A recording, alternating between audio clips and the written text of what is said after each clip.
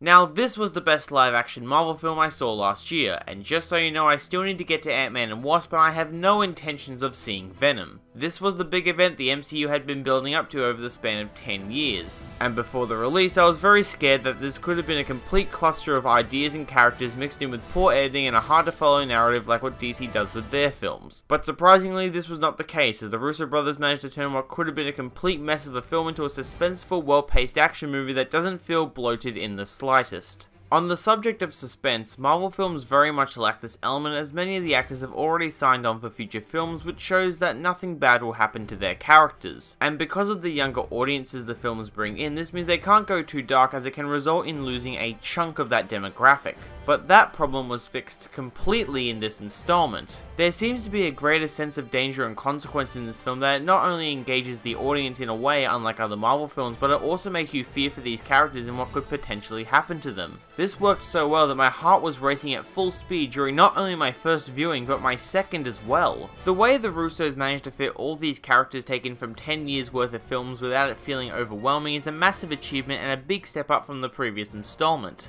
The screenplay is structured in a way that gives every character enough screen time to make an impression, and the way that certain characters are put together to minimize locations and simplify the narrative and the editing results in it being much easier to follow, unlike others. But not everything story-wise is that good. Referring back to the screenplay, it's not that well written dialogue-wise. There are some good elements when it comes to more serious moments in character relations, but many of the jokes fell flat and can sometimes be very distracting and out of place depending on what kind of tone the scene in question is trying to convey. And some of the character decisions did feel a bit too forced and out of place.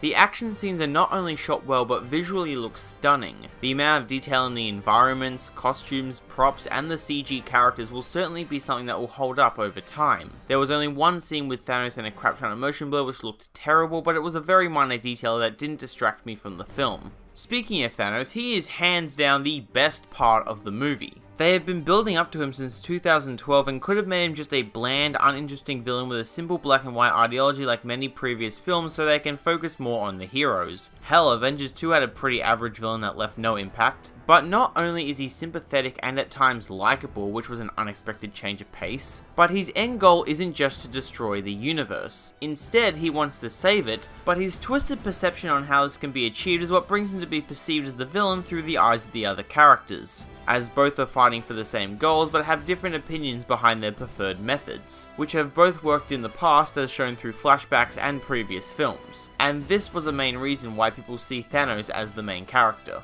So to end this off, Infinity War is one of the best installments in the MCU franchise and was everything that was needed for a good team-up film. Rewatch value is very high on this one, there is enough variety and characters for everyone to get something out of it, and the risks Marvel took with the film's content was an unexpected yet fresh take, which is something I want to see more out of the company.